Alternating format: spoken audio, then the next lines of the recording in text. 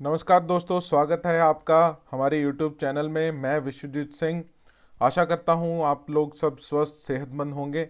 आज हम जिस पर हम बात करेंगे वो है कि क्या स्टेट नेशनल सिक्योरिटी को यूज़ कर सकती है as a ground to limit judicial review. कि क्या राज्य न्यायिक समीक्षा को सीमित करने के लिए हम राष्ट्रीय सुरक्षा को आधार बनाकर उपयोग कर सकते हैं। हम इस पर चर्चा करेंगे। दोस्तों, हमारे चैनल को सब्सक्राइब करना, वीडियो शेयर करना मत भूलेगा। आप हमारे साथ टेलीग्राम चैनल से ज़रूर जुड़ें, जहां हम इन सभी वीडियोस के पीडीएफ भी अवेलेबल कराते हैं।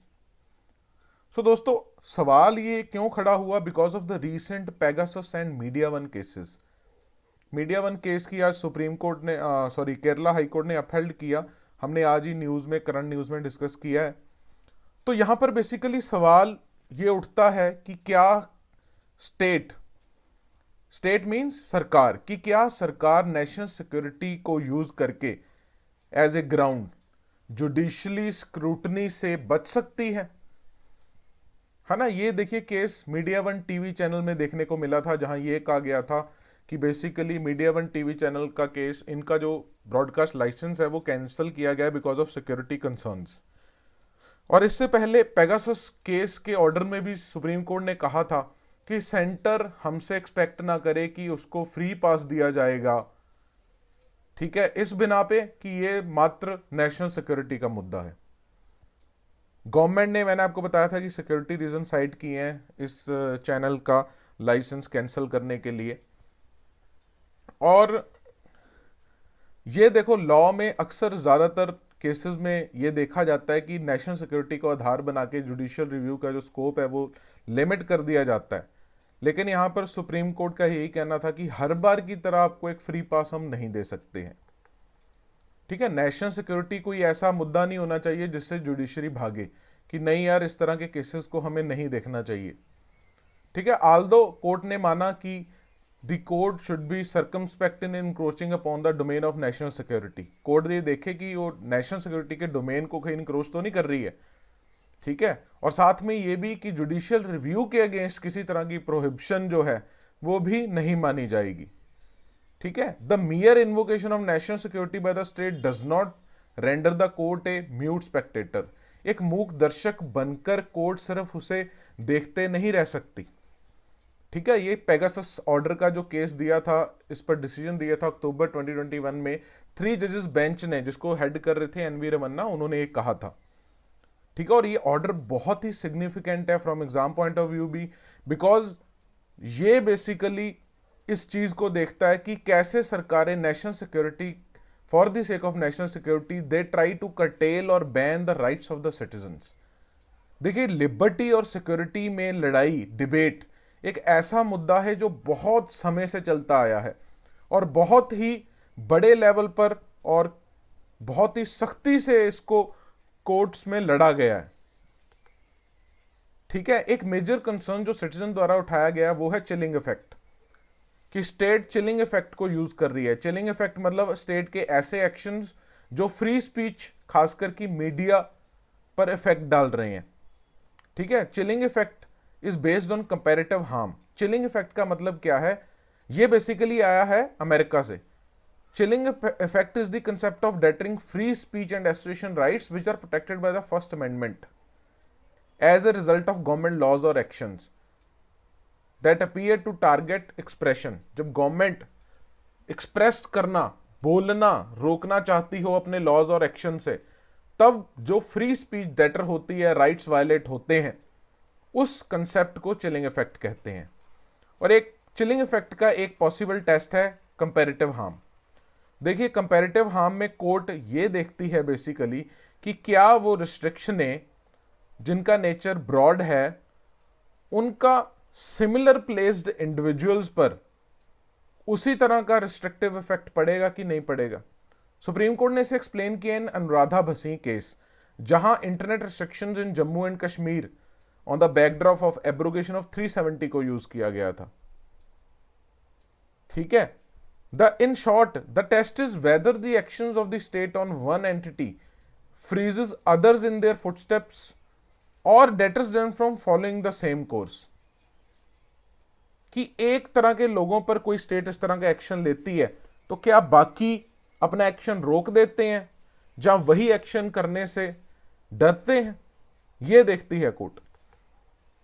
ठीक है, एक ऑर्डर, स्टेट का ऑर्डर जो fundamental rights of speech and expression को वायलेट करे, रिस्ट्रिक्ट करे, वो रीजन से बैक होना चाहिए और वो रीजंस बड़े ट्रांसपेरेंट होने चाहिए, स्टेट अकाउंटेबल है।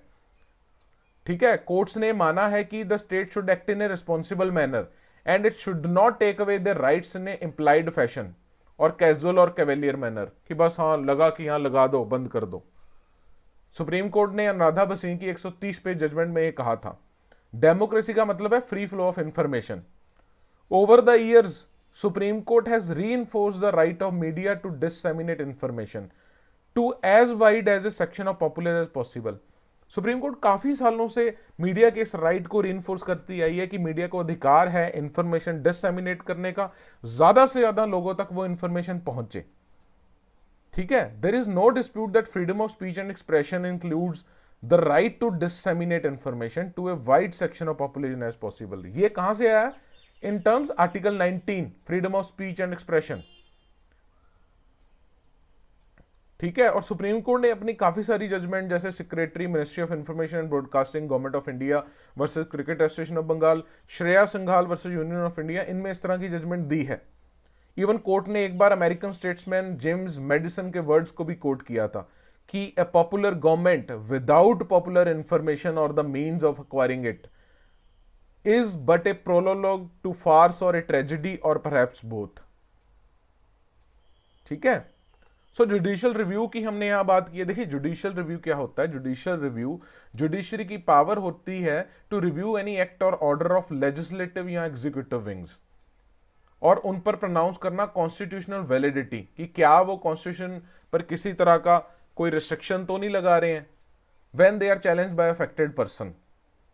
ठीक है, भारत में judicial review as it is कहीं लिखा नहीं है, लेकिन हमारे आर्टिकल 13 जिसमें लिखा गया कि laws in derogation with fundamental rights they will be void, 32 writs, 136 Supreme Court orders, 142 147 Supreme Court की डिक्रीज, उनकी पालना होगी। यहां से जुडिशियल रिव्यू की पावर ली जाती है।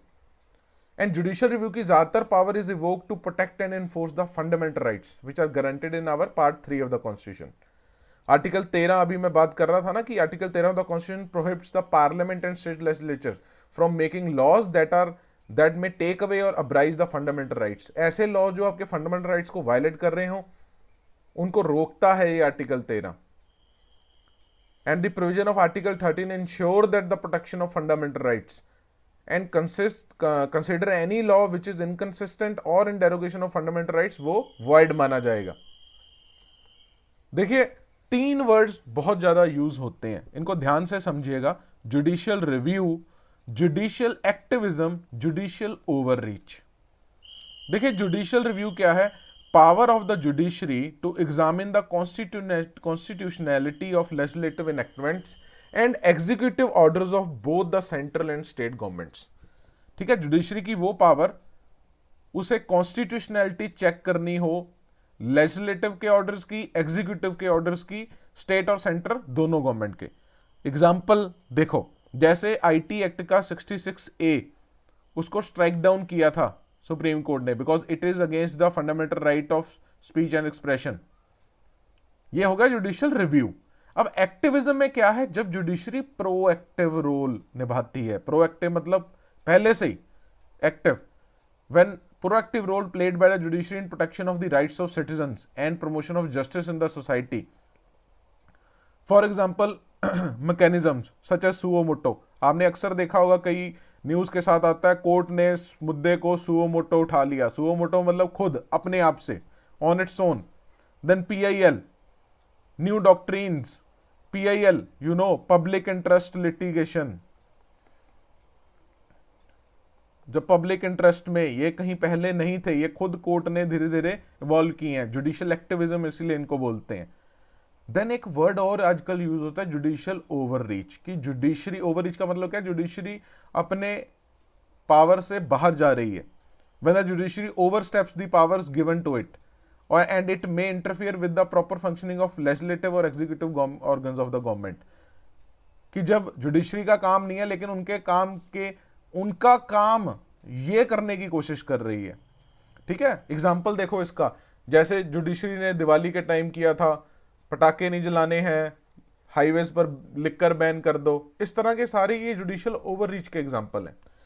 ठीक है, तो इन तीनों का आपको मतलब समझ आ गया होगा, ध्यान में रखना, काफी इन वर्ड्स को यूज किया जाता है। And there should be, and it is said that there should be balanced between judicial activism and judicial overreach. इनमें एक प्रॉपर बैलेंस होना चाहिए।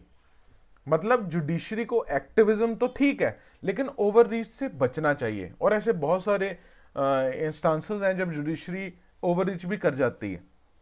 ठीक है, लेकिन कई बार जुडिशरी को ओवररीच करने की जुडिशरी अपना कई बार रीजन भी बताती है कि हमें इसलिए करना पड़ा बिकॉज गवर्नमेंट म्यूट बैठी है, गवर्नमेंट कुछ कर नहीं रही है। ठीक है, इसीलिए हम कहते हैं ना हमारे 3 लेवल्स ऑफ गवर्नमेंट है, तो जुडिशरी जो है इन दोनों एग्जीक्यूटिव लेजिस्लेटिव पर नजर रखती है और एक बैलेंस मेंटेन रखती है। ठीक है, यही हमारे कॉन्स्टिट्यूशन का देखो एक सुंदर चीज है कि एक ऊपर भी बैठा है, सुप्रीम कोर्ट बैठी है, कोर्ट्स बैठी हैं, एग्जीक्यूटिव लेजिस्लेटिव कुछ भी करने से पहले सोचेंगे। ठीक है, तो समझ आया। तो ये था बेसिकली आज का टॉपिक। ठीक है, उम्मीद करता हूं आपको टॉपिक समझ में आया होगा। कोई आपके सवाल हैं, कोई क्वेश्चन है तो आप कमेंट सेक्शन को यूज कर सकते हैं। मिलेंगे अगली वीडियो के साथ, तब तक के लिए धन्यवाद।